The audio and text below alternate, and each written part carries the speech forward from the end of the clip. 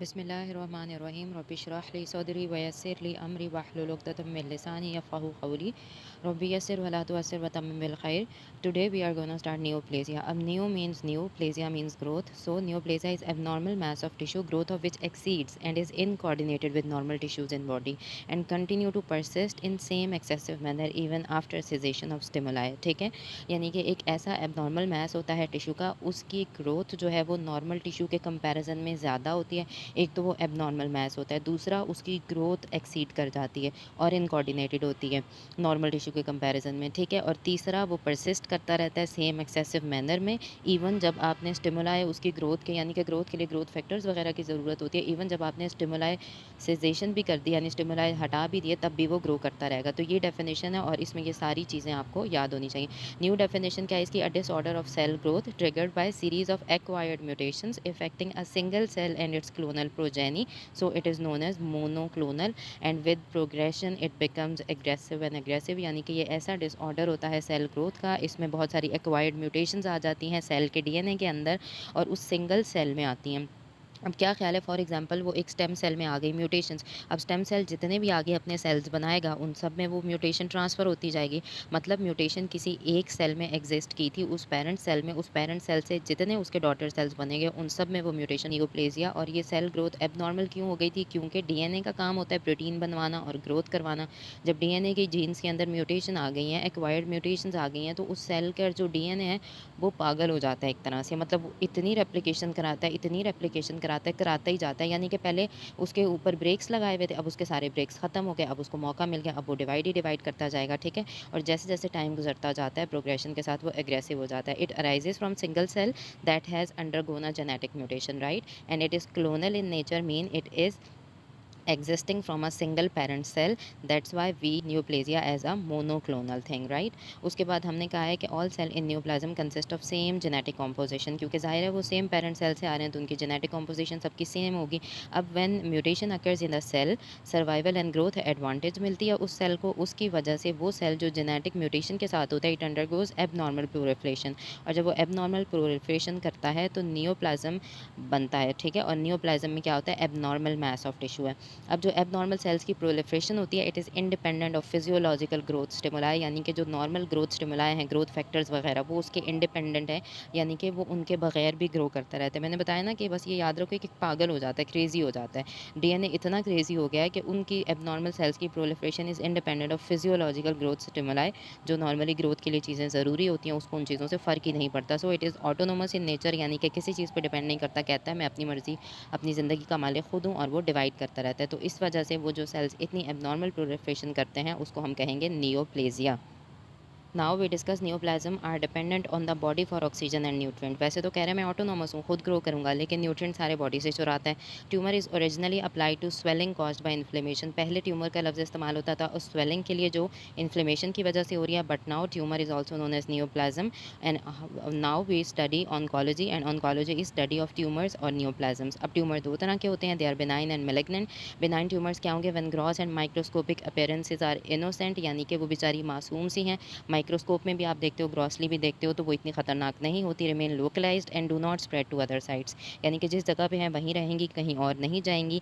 Easily manageable with surgical removal, surgery से उसको आसानी से रिमूव कर सकते हैं, आप ख़त्म कर सकते हैं। पेशेंट जनरली सर्वाइव, पेशेंट जिंदा रह जाता है। May cause significant morbidity and some time death, कभी कभी ये बिनाइन न्यूप्लाज्म्स जो है वो डेथ करा देते हैं। अब मेलिग्नेंट, मेलिग्नेंट नाम से ही पता चल रहा है डेंजरस है। It they are called cancers, can invade and destroy adjacent structures and spread to distant sites, यानी कि ये इन्वेड करते हैं और एडजेसेंट स्ट्रक्चर्स को डिस्ट्रॉय कर रहे हैं, ठीक है।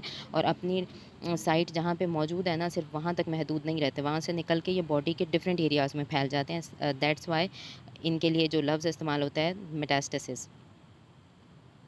अब जो हम कब से बात करें नियोप्लाज्म की, तो जो बिनाइन और मैलिग्नेंट ट्यूमर्स हैं उनमें दो कंपोनेंट्स होते हैं, यानी कि आप जब उसका स्ट्रक्चर देखते हो तो उसमें आपको क्या क्या नज़र आता है? एक पैरेन्काइमा होता है, एक स्ट्रोमा होता है, और स्ट्रोमा रिएक्टिव स्ट्रोमा है, यानी कि जो रिएक्टिवली बनता है। अब पैरेन्काइमा क्या है? प्रोलिफरेटिव मोनोक्लोनल नियोप्लास्टिक सेल्स, जो सेल्स हैं, फंक्शनल सेल्स हैं, वो पैरेन्काइमा है। और इसमें नियोप्लाज्म में स्ट्रोमा भी होता है। Stroma consist of connective tissue, blood vessels, cell of innate and adaptive immune system, macrophages and lymphocyte, ठीक है। क्योंकि इम्यून रिएक्शन हो रहा है उसके खिलाफ, इम्यून सिस्टम के सेल्स भी होंगे, इनेट और एडेप्टिव इम्यून सिस्टम के सेल्स होंगे, कनेक्टिव टिश्यू होंगी और ब्लड वेसल्स वगैरह होंगी, वो स्ट्रोमा कहलाता है, ठीक है। और ये आपने हिस्टो में स्ट्रक्चर अच्छे से पढ़ा हुआ है कि टिश्यू का स्ट्रक्चर क्या होता है, कि उसमें सेल्स होते हैं और नीचे बेसमेंट मेम्ब्रेन पड़ी हुई होती है और नीचे सारे के सारे उसमें कनेक्टिव टिश्यू और उसी में ब्लड वेसल्स भी पड़ी होती हैं, उसी में डिफरेंट सेल्स भी पड़े होते हैं। उसके बाद classification of behaviour of tumour and in name, और उनका जो नाम वगैरह है वो किस पे डिपेंड करता है, बेस्ड अपॉन जो भी हम नाम देंगे और ट्यूमर का बिहेवियर डिस्कस करेंगे कि वो डेंजरस है या नहीं है, वो किसके ऊपर डिपेंड करता है, it depends upon parenchymal component and growth and spread is dependent upon stromal tissue. ये बात याद रखनी है कि जब हमने ट्यूमर का बिहेवियर बताना है या उसका नाम रखना है तो वो हम पैरेन्काइमल कंपोनेंट की बेसिस पे रखेंगे। जब हम उसकी ग्रोथ और स्प्रेड को डिस्कस करेंगे तो वो ग्रोथ और स्प्रेड कैसे करेगा, स्ट्रोमल टिश्यू की वजह से करेगा। In some tumours stromal support is scant, यानी स्ट्रोमल सपोर्ट बहुत कम होती है। Tumour look soft and fleshy, क्योंकि स्ट्रोमा नहीं है, वो जाल सा जो बना हुआ होता है, ठीक है। जब जाल ही नहीं है तो क्या ख्याल है ट्यूमर सॉफ्ट और फ्लैशी होगा। लेकिन in some tumour stromal support is very high, कुछ ट्यूमर्स में स्ट्रोमा इतना ज़्यादा होता है, तो क्या ख्याल है स्ट्रोमा या जाला सा जो है वो ज़्यादा है, so it is known as desmoplasia. और इन ट्यूमर्स को हम सिरस ट्यूमर्स का नाम देते हैं, और होते हैं ब्रेस्ट के अक्सर ट्यूमर्स में स्ट्रोमा बहुत ज़्यादा होता है, इसलिए उसको हम नाम देते हैं डेस्मोप्लेसिया का या सिरस ट्यूमर्स का नाम देते हैं। Now we come to nomenclature. Nomenclature यानी कि हम नाम कैसे देंगे ट्यूमर्स को। ट्यूमर्स हमने बात की है, अभी बिनाइन होते हैं, मैलिग्नेंट होते हैं। Benign tumour attach the suffix oma to the name of cell type. हमने कहा है ना कि हमने ट्यूमर्स का नाम किस बेसिस पे रखना है, बेस्ड अपॉन देयर सेल्स। तो आपने जब बिनाइन ट्यूमर को नाम देना है तो आपने उस सेल टाइप के आगे ओमा लगा देना, from which the tumour originate. For example tumours of mesenchymal origin, they are benign tumours. अब मीजनकाइमल ओरिजिन के ट्यूमर्स में कौन कौन से हैं जो मीजनकाइम से अराइज करेंगे, मीजनकाइम के बिनाइन ट्यूमर्स हैं, तो हमने उस सेल के नाम के आगे क्या लगा देना है, ओमा लगा देना है। Benign tumour of fibrous tissue, तो मैंने बताया था सेल का नाम क्या है, फाइब्रोब्लास्ट है, और उसके आगे ओमा लगा देंगे तो it becomes fibroma, which is benign tumour of fibrous tissue, ठीक है। तो आपको नाम पढ़ के ही पता चल जाना चाहिए कि ये किस चीज़ की बात हो रही है। Next come benign tumour of cartilage. Cartilage को कॉन्ड्रोसाइट्स होते हैं ना कार्टिलेज के सेल्स, तो ओमा लगा दो chondroma. Benign tumour of smooth muscle, smooth muscles का होगा leiomyoma. Benign tumour skeletal muscle का होगा रेब्डोमायोमा।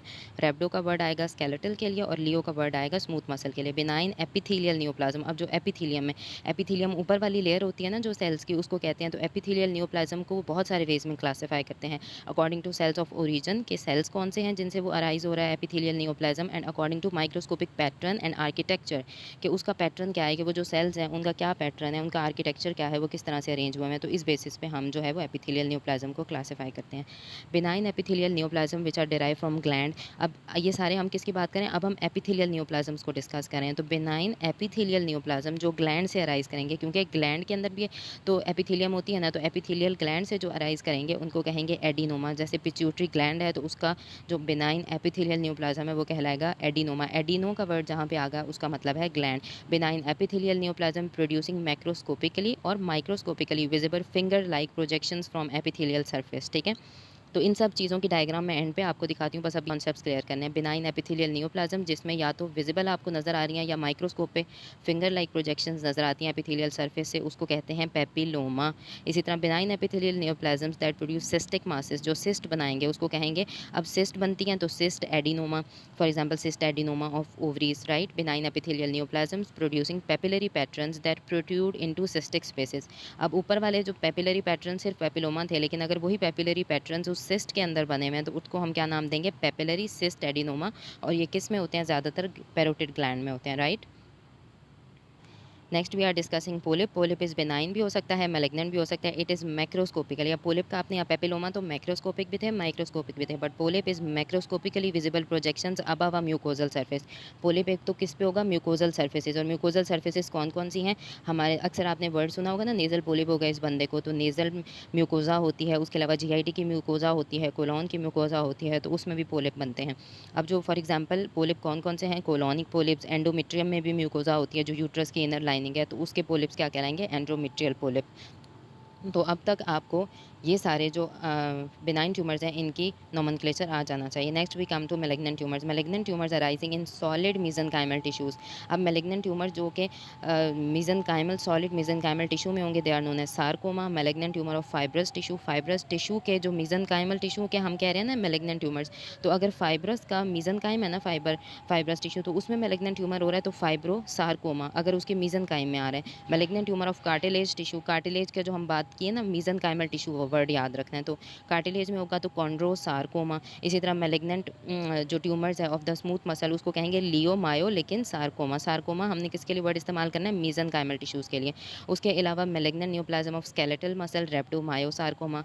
Malignant tumours arising from mesenchymal blood forming cells. अब मीज़ेनकाइमल सेल्स ही होते हैं जो मीज़ेनकाइम से निकलते हैं, लेकिन वो ब्लड सेल्स बनाते हैं ना, मीज़ेनकाइम से ही ब्लड सेल्स बनते हैं। तो ब्लड सेल्स का मैलिग्नेंट ट्यूमर क्या कहलाता है?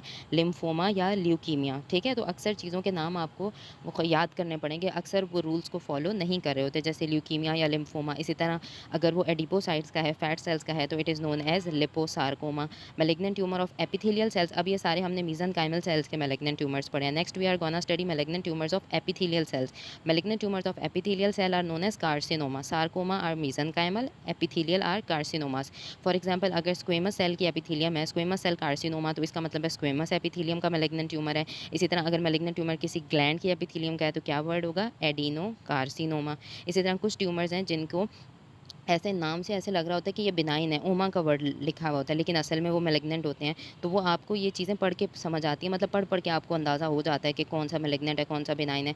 जनरल रूल हमने पढ़ लिया है, लेकिन एक्सेप्शंस हर जगह एग्जिस्ट करती हैं। तो some tumours named after the benign sounding terms are for example lymphoma, but lymphoma is not benign, lymphoma is a malignant tumour, right? जो लिम्फ का मैलिग्नेंट ट्यूमर्स है ना, लिम्फॉइड ऑर्गन्स का, उसको कहते हैं लिम्फोमा, जो मैस बनाता है। Next we are gonna study malignant tumours of plasma cells, they are myeloma. ठीक है, ओमा का वर्ड यूज़ हो रहा है, लेकिन again it is not benign. Malignant tumour of melanocytes, melanoma, oma का वर्ड इस्तेमाल हो रहा है, again it is not benign, right? इस तरह malignant tumour of mesothelium, mesothelioma testis में अराइज करता है एक मैलिग्नेंट ट्यूमर, उसको कहते हैं सेमिनोमा। तो most benign and malignant tumour all parenchymal cells belong to single type of cell. ये बात हम कर चुके हैं कि they are monoclonal. For example squamous cell carcinoma में क्या होगा? All parenchymal cells are stratified squamous cells. ऐसा नहीं होगा कुछ स्क्वेमस सेल्स हैं तो कुछ दूसरे सेल्स उठ के आ गए हैं, नहीं। कैंसर सेल्स आर मोनोक्लोनल, तो वो सेम तरह के से मतलब एक ही तरह के सेल से अराइज होते हैं। जैसे स्क्वेमस सेल्स हैं तो सारे स्क्वेमस सेल्स होंगे, ठीक है? So that's why cancer is known as monoclonal. अब ग्रुप ऑफ नियोप्लाज्म्स होते हैं जिनको मिक्स्ड ट्यूमर्स भी कहते हैं। Mixed tumours are tumours that arise from single clone consist of different type of cells, right? यानी कि क्लोन तो उनका एक ही था, पेरेंट सेल तो एक ही था, लेकिन सेल की आगे जो लीनिएजेस हैं, क्योंकि हमने पढ़ा ना कि एक स्टेम सेल से डिफरेंट लीनिएजेस बन जाती हैं।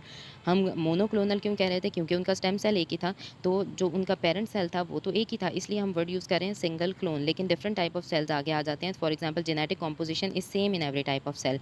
क्यों? क्योंकि पेरेंट सेल तो उनका सेम था, तो उनकी जेनेटिक कॉम्पोजिशन सेम थी, लेकिन आगे वो डिफरेंट लीनिएजेस में डिफ्रेंशिएट हो गए हैं। जैसे हमने ब्लड सेल की जो हम पढ़ते हैं लीनिएज, उसमें हम देखते हैं कि कैसे स्टेम सेल होता है, उससे आगे माइलॉइड लीनिएज निकलता है, लिम्फॉइड लीनिएज निकलता है, लेकिन स्टेम सेल तो सबका सेम होता है, तो वो मोनोक्लोनल होंगे। इसी तरह डिफरेंशिएट अलॉन्ग सेवरल पाथवेज, वो डिफरेंट पाथवेज में डिफरेंशिएट हो जाते हैं। For example mix tumour of salivary gland contains epithelial cell, cartilage and bone, यानी पेरेंट सेल सेम था, लेकिन डिफरेंट लीनिएजेस में क्योंकि सेल्स क्या हो गए हैं? डिफरेंशिएट हो गए हैं, that's why it is known as mixed tumour. और mix tumour of salivary gland में क्या क्या होगा? एपिथेलियल सेल्स होंगे, कार्टिलेज भी होगी, बोन भी होगी। इसीलिए जो सिलाइवरी ग्लैंड का मिक्स ट्यूमर होता है उसको क्या नाम देते हैं? Pleomorphic adenoma. ये नाम पढ़ के आपको याद होंगे, ठीक है? इसी तरह होता है फाइब्रो एडिनोमा। फाइब्रो एडिनोमा में क्या होता है कि फाइब्रोमा होता है और एडिनोमा होता है, ठीक है? यानी कि फाइब्रस टिश्यू भी एग्जिस्ट कर रहा है और एडिनोमा भी एग्जिस्ट कर रहा है, ठीक है? तो उसके बाद आपने मिक्स ट्यूमर्स एक और तरह के होते हैं, टेराटोमा। अब टेराटोमा और मिक्स ट्यूमर का डिफरेंस आपने याद रखना है। मिक्स ट्यूमर्स जो है इसमें डिफरेंट टाइप्स होती हैं। एक है teratoma. Teratoma is tumours that have cells representing more than one germ cell layer. अब ये बात 3 जर्म लेयर्स थी ना हमारे पास, एक एपिथेलियल थी, मेसेनकाइमल थी और एंडोडर्मल लेयर होती है, मतलब एपिडर्मल, मेसोडर्मल और एंडोडर्मल लेयर, ये 3 लेयर्स हमने पढ़ी हुई है ना, मेसेनकाइमल लेयर। तो क्या होता है कि टेराटोमा ऐसे ट्यूमर्स होते हैं कि इसमें तीनों जर्म सेल लेयर, मतलब या तो तीनों जर्म सेल लेयर्स के सेल्स होते हैं या तो उनमें से किसी एक दो लेयर के सेल्स होंगे, लेकिन एक से ज़्यादा लेयर के सेल्स जो होते हैं ना उसको कहेंगे टेराटोमा। टेराटोमा मेच्योर भी हो सकता है, इमेच्योर भी हो सकता है, due to mutation of the totipotent stem cell, ठीक है? टोटीपोटेंट स्टेम सेल हमने पढ़ा था ना कि वो एम्ब्रियोनिक स्टेम सेल होता है जिसके अंदर कैपेबिलिटी होती है कि वो किसी भी बॉडी के सेल में डिफरेंशिएट हो सकता है। तो क्या ख्याल है, जब ये क्योंकि टोटीपोटेंट स्टेम सेल में म्यूटेशन आएगी तो वो हर सेल में डिवाइड होता जाएगा, तो उसकी वजह से टेराटोमा एग्जिस्ट करेंगे, ठीक है? यानी कि germ cell, different germ cell layers भी बनना स्टार्ट हो जाती हैं। For example cystic teratoma of ovary. अब सिस्टिक टेराटोमा ऑफ ओवरी, तो इसमें सारे ऐसे टिश्यूज़ वगैरह होंगे जो तीनों जर्म सेल लेयर्स के होंगे, जैसे इसमें टीथ भी होगा, हेयर भी होगा, बोन, कार्टिलेज, गट, एपिथेलियम, हर चीज़ इसमें पड़ी हुई होती है। Next we have haematoma. Haematoma is benign, it can exist in lung में भी एग्जिस्ट कर सकता है, लिवर में भी एग्जिस्ट कर सकता है, और इसमें सोमैटिक म्यूटेशंस होती हैं। They are disorganised but benign masses, right, and composed of cells indigenous to the involve site. ये होंगे तो बेनाइन मासेस, लेकिन इसमें क्या होगा, डिसऑर्गेनाइज्ड सेल्स होंगे, पड़े हुए अपनी जगह पे ही होंगे। यानी फॉर एग्जांपल अगर जैसे पल्मोनरी सेल्स हैं तो वो लंग में ही पड़े हुए होंगे, लेकिन वहीं लंग में पड़े पड़े उनकी अरेंजमेंट ख़राब हो जाती है, वो डिसऑर्गेनाइज्ड है, ठीक है। फॉर एग्जांपल पल्मोनरी कॉन्ड्राइड हेमाटोमा, यानी कि पल्मोनरी जो लंग का हेमाटोमा है उसमें क्या होगा, डिसऑर्गेनाइज सेल्स होंगे। कॉरिस्टोमा क्या होता है, कॉरिस्टोमा सी से याद रखो कंजेनिटल होता है, यानी कि ये बच्चों में पैदाइशी मौजूद होता है। इसमें क्या होता है, presence of normal tissue in abnormal places, इसलिए इसको कहते हैं हीट्रोट्रॉपिक। हीट्रोट्रॉपिक क्या है कि अपनी जगह से उठ के ये कहीं और चला गया। फॉर एग्जाम्पल लंग का टिश्यू था तो उठ के कहीं और बैठ गया, ठीक है। तो मैंने बात की थी कि hamartoma are indigenous to the involve site, अपनी जगह के ही सेल होते हैं but disorganised, and choristoma are normal tissue. अब कॉरिस्टोमा डिसऑर्गेनाइज्ड नहीं होता, होता नॉर्मल है लेकिन जगह बदल लेता है, तो it is present in abnormal places, so it is known as heterotopic. For example normally organised pancreatic tissue, यानी कि उसकी ऑर्गेनाइजेशन में मसला नहीं है, इस बात को याद रखना है। Choristoma are not disorganised, disorganised are hamartoma. Choristoma are normally organised pancreatic tissue in submucosa of stomach, pancreas से उठ के वो स्टमक में चला गया, ड्यूडेनम में या स्मॉल इंटेस्टाइन में चला गया, ठीक है। तो ये टर्म्स क्लियर हो गई। उसके बाद हम चलते हैं what is difference between benign and malignant tumours, इनके हम कंपैरिजन करते हैं। अब 4 फीचर्स की बेसिस के ऊपर हम कंपैरिजन करते हैं बिनाइन और मैलिग्नेंट ट्यूमर्स को। वो क्या है, डिफरेंशिएशन एंड एनाप्लेजिया, यानी कि पैरेन्काइमल सेल्स को देख के हम डिफाइन करते हैं कि क्या उसमें डिफरेंशिएशन हुई हुई है, and lack of differentiation is known as anaplasia, ठीक है। इस फीचर को देखते हैं, रेट ऑफ ग्रोथ को देखते हैं, लोकल इन्वेजन को देखते हैं, एंड डिस्टेंस मेटास्टेसिस को देखते हैं, ठीक है।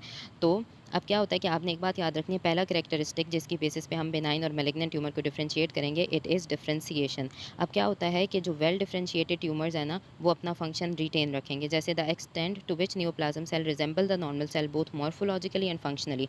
डिफरेंशिएशन का मतलब क्या होता है कि नियोप्लाज्म जो है वो कितना रिजेंबल कर रहे हैं अपने नॉर्मल सेल्स के साथ, मॉर्फोलॉजिकली यानी दिखने में भी, और फंक्शनली कि उनका फंक्शन और उनकी मॉर्फोलॉजी कितने अपने नॉर्मल काउंटर पार्ट से रिजेंबल कर रही है, तो इसको हम कहेंगे डिफरेंशिएशन, ठीक है।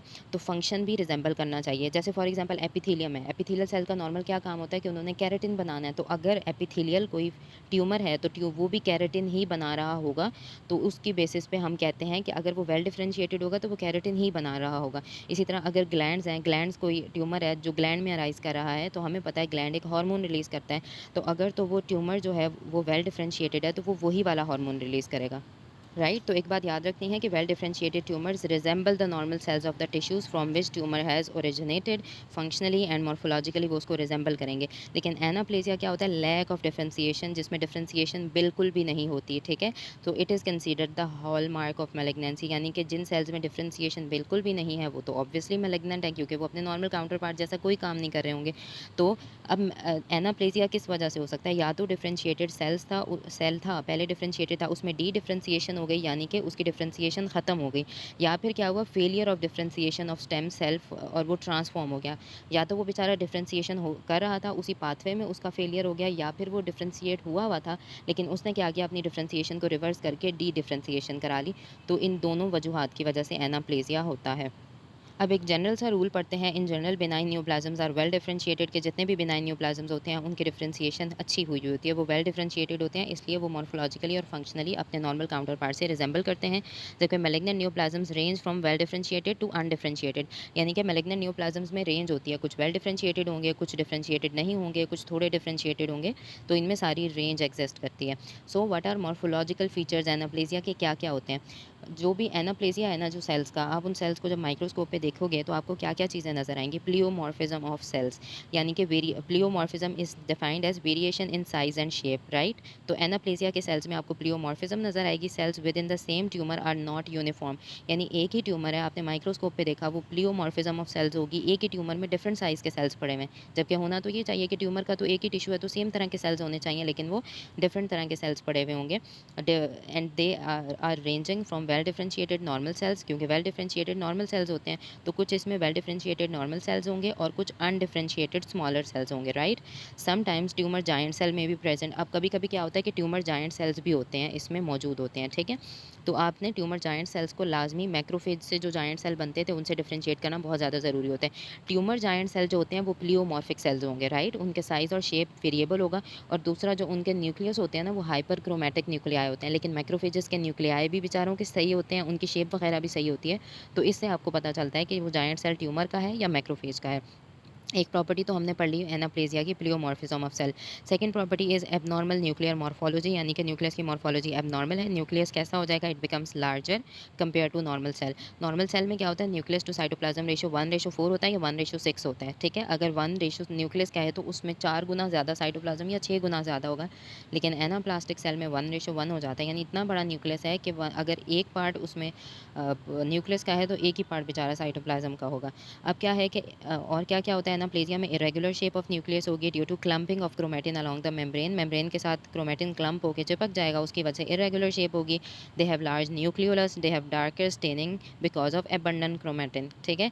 और तीसरी प्रॉपर्टी क्या है एनाप्लेज़िया की? Loss of polarity. Polarity means orientation, ठीक है। तो लॉस ऑफ पोलैरिटी का मतलब क्या होगा? Orientation of cells with respect to one another. ये सेल्स देखें, इनकी ओरिएंटेशन है ना एक दूसरे के साथ, यानी कि बिल्कुल एक लाइन में पड़े हुए हैं। तो जब ये ओरिएंटेशन नॉर्मल सेल जो ऑर्गेनाइज्ड है इसकी ओरिएंटेशन ख़राब हो जाएगी, अनऑर्गेनाइज्ड मैनर होगा, तो हम कहेंगे कि वो एनाप्लेज़िया हो गया। अब ये देखो सेल कैसे बिखरे हुए पड़े हैं, तो these are anaplastic cells, right.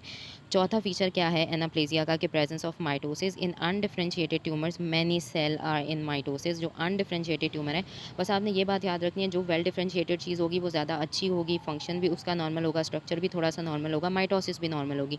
लेकिन जो अनडिफरेंशिएटेड ट्यूमर है वो थोड़ा सा गलत जगह पे जा रहा है। वो एक तो माइटोसिस भी ज़्यादा कर रहा है, शेप भी अब नॉर्मल बना रहा है, हर काम अब नॉर्मल कर रहा है, फंक्शन भी अब नॉर्मल करेगा, ठीक है। तो ज़्यादातर अगर माइटोसिस ज़्यादा होगी तो वो किस में होगी? अनडिफरेंशिएटेड ट्यूमर्स में होगी।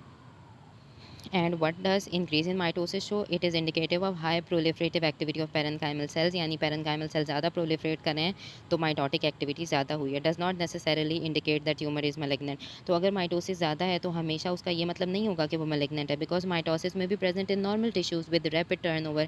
हमारी बॉडी में कुछ नॉर्मल टिश्यूज़ हैं जिनको बार बार रीन्यू होना बहुत ज़रूरी है, जैसे हमारी स्किन की एपिथेलियम है, हमारी इंटेस्टाइन की एपिथेलियम है, वो बार बार शेड होकर सेल्स गिरते रहते हैं नए सेल बनने के लिए। तो इसका ये मतलब तो नहीं है वो मेलिग्नेंट है। तो माइटोसिस का हमेशा मतलब मेलिग्नेंसी नहीं होता। और जो हमारे पास एनाप्लेजिया के सेल्स होते हैं उनमें क्या क्या चीज़ें होती हैं? ए टिपिकल बाइजार माइटोटिक फिगर्स होंगी, यानी कि नॉर्मल माइटोटिक फिगर्स हमारे पास बाइपोलर होती हैं, लेकिन इसमें क्या होंगी? ट्राईपोलर होंगी, क्वाड्रीपोलर होंगी, यानी कि या 3 पोल्स बने हुए होंगे या उनमें। So it is a malignant cell. अब हमने पहला पढ़ लिया एनाप्लेजिया की कि डिफरेंशिएशन में क्या-क्या चीज़ें होती हैं, लॉस ऑफ पोलैरिटी पढ़ी हमने, माइटोसिस पढ़ा हमने, न्यूक्लियस की शेप वगैरह पढ़ ली हमने, डिफरेंशिएशन पढ़ ली, ये सारे कैरेक्टरिस्टिक पढ़ लिए। अब दूसरा कैरेक्टरिस्टिक जिसकी बेसिस पे हम बिनाइन और मैलिग्नेंट को डिफरेंशिएट करते हैं, it is rate of growth, के ग्रोथ किस लेवल पे हो रही है। अब रेट ऑफ ग्रोथ 3 फैक्टर्स की तरफ से डिटरमिन होती है। सबसे पहले doubling time of tumour cell. What is the doubling time of tumour cell? हम ये देखेंगे। What is the fraction of cell that have ability to replicate, कितने सेल रेप्लिकेट होने की कैपेबिलिटी रखते हैं। एंड तीसरा the rate at which tumour cell die and shed. इन 3 चीज़ों की बेसिस पे हमें रेट ऑफ ग्रोथ पता चलेगी, ठीक है। अब हम देख लेते हैं ये 3 प्रॉपर्टीज़ तो हमने देख ली ना कि rate of growth is determined by these 3 factors and fast growing tumours have high cell turnover, right. जो जितना जल्दी ग्रो करेगा उसका टर्नओवर उतना ज़्यादा होगा। देयर प्रोलिफरेशन, जितनी प्रोलिफरेशन होगी अपोप्टोसिस भी उतनी ज़्यादा होगी। तो proliferative rates and apoptotic rates are very high. Benign tumours have low rate of growth, benign tumour का रेट ऑफ ग्रोथ कम होता है। Malignant tumours have high rate of growth, right. और जो मैलिग्नेंट ट्यूमर्स होते हैं they contain area of necrosis because of high rate of growth. इतनी ज़्यादा ग्रोथ हो रही है, इतनी ज़्यादा ग्रोथ हो रही है, टिश्यू कह रहा है कि भाई बस कर दो, मेरे अंदर इतनी कैपेबिलिटी नहीं है सेल्स को रखने की। तो जो एक्स्ट्रा सेल्स होंगे वो डेड हो जाएंगे और डिस्ट्रॉय हो जाएंगे और उसकी वजह से नेक्रोसिस होगा। तो इसलिए malignant tumours have high rate of growth and they contain areas of necrosis. And why areas of necrosis are created because of inadequate oxygen supply and compression. एक तो कंप्रेशन हो रही है, ढेरम ढेर सेल्स आते जा रहे हैं और इतने ढेरम ढेर सेल्स हैं, उनको ऑक्सीजन कहाँ से दी जाएगी भाई, बॉडी तो बेचारी थक रही है। तो इसलिए malignant tumors have areas of necrosis due to high rate of growth, right। And तीसरा कैरेक्टरिस्टिक क्या है जिसके बेसिस पे हम बिनाइन और मैलिग्नेंट को डिफरेंशिएट करते हैं? Local invasion. हम देखेंगे कि लोकल इन्वेजन बिनाइन में कैसी होती है, मैलिग्नेंट में कैसी होती है, ठीक है। अब आपने एक बात याद रखनी है कि जो कैप्सूल होता है उसमें क्या होता है, किसी भी ट्यूमर का कैप्सूल होता है उसमें एक्स्ट्रा सेलुलर मैट्रिक्स होता है which is deposited bye fibroblast sales, ठीक है। और फाइब्रोब्लास्ट सेल कहाँ पड़े हुए होते हैं? स्ट्रोमा में। यानी कि जब भी कैंसर हो रहा होता है ना तो ट्यूमर सेल्स इतना रैपिडली डिवाइड कर रहे होते हैं तो बहुत सारे कीमोकाइन साइटोकाइन वगैरह रिलीज होते हैं स्ट्रोमा में से। वो क्या करते हैं, वो उस ट्यूमर सेल के इर्द गिर्द एक कैप्सूल बनाना स्टार्ट कर देते हैं ताकि वो ट्यूमर सेल फैले ना, ठीक है। तो इस बेसिस पे हम डिफाइन करेंगे। अब लोकल इन्वेजन क्या होती है? It is ability of tumour to destroy the adjacent tissues and replace them with neoplastic cell. यानी कि जो उनके इर्द गिर्द सेल्स पड़े हुए हैं ना उनको डिस्ट्रॉय करके, अब न्यूप्लास्टिक सेल कहता है कि भाई अगर मैं अब नॉर्मल हूँ, मैं साथ वालों को क्यों नॉर्मल रहने दूंगा। वो क्या करता है, अपने एडजेसेंट टिश्यूज को डिस्ट्रॉय करके उनको न्यूप्लास्टिक सेल से रिप्लेस करता है। इसको कहते हैं लोकल इन्वेजन, यानी लोकली इन्वेट कर रहा है। Benign tumour lack the ability to invade. अब ऑब्वियसली लोकल इन्वेजन एक इतना सिवियर प्रोसेस है, तो बिनाइन बेचारे ये नहीं कर रहे होते। They lack the ability to invade, infiltrate और मेटास्टेसाइज। इन्वेड नहीं कर रहे होते बेचारे, इन्फिल्ट्रेट नहीं कर रहे होते और मेटास्टेसाइज नहीं कर रहे होते। अब इन्वेजन में और मेटास्टेसिस में क्या फ़र्क होता है?